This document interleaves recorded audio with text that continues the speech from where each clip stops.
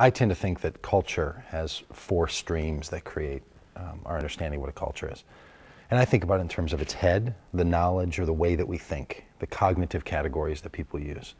And so language is a big piece of that. And so you can tell a different culture because it has a different language, obviously. And sometimes it's just an accent and sometimes it's different words. But the way that people think makes a big difference. And so sometimes you run into cultures that think differently than you do. And sometimes you see culture through its values, or what I call its heart, the things that are important, its value systems.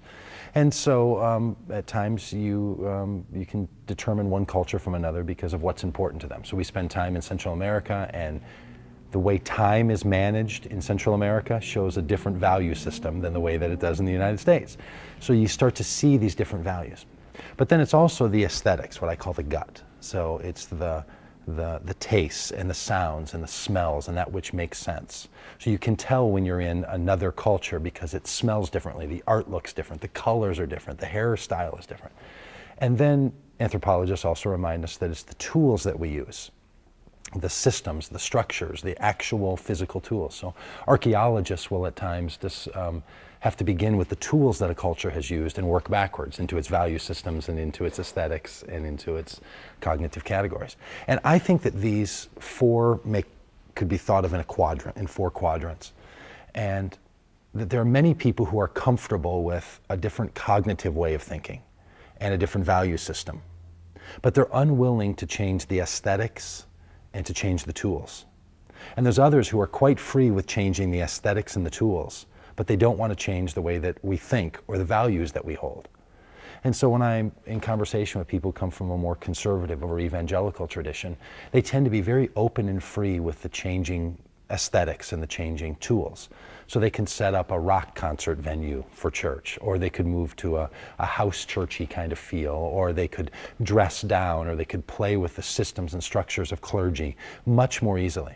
But if you start talking to them about emerging culture shifts in the way people think, in how we align or how we pursue truth or how we understand truth or the values that people hold, then they become uncomfortable. But I talk to other people who are from mainline traditions or liberal perspectives of Christianity. They tend to be very free with the cognitive categories, the way that people think, the pursuit of truth, the beliefs and the values that people hold. Those can be flexible. And so they'll have churches that are full of people who disagree theologically or disagree on beliefs. But when it comes to the systems and the structures, when it comes to the aesthetics, that's where they tend to lock in. And so you'll have people who will say, you can believe anything you want in this church, but we will only use high church choral music. Or you're welcome to have a postmodern deconstruction attitude when it comes to truth, but the tools that we use around clergy or the tools that we use around communion, those are settled for all people, for all places, for all times. So you tend to have conservatives and evangelicals that want to lock in on the Bible, and you tend to have mainline traditions that tend to want to lock in on the Book of Common Prayer or the Book of Common Order or the Book of Structure. And so you see these cultural distinctions, the way people think and the values they hold and the tools that they use and the aesthetics. And you come into a place like this and we tend to be messing with all of them.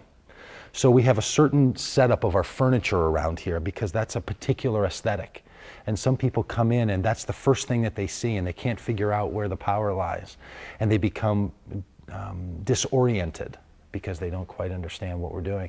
And we tend to, in our expression of church, and many of these emerging expressions of churches, tend to play with all four quadrants and tend to say, as the conservatives would, that the systems and structures absolutely have to be flexible and changing, that there's nothing that should be solidified about them.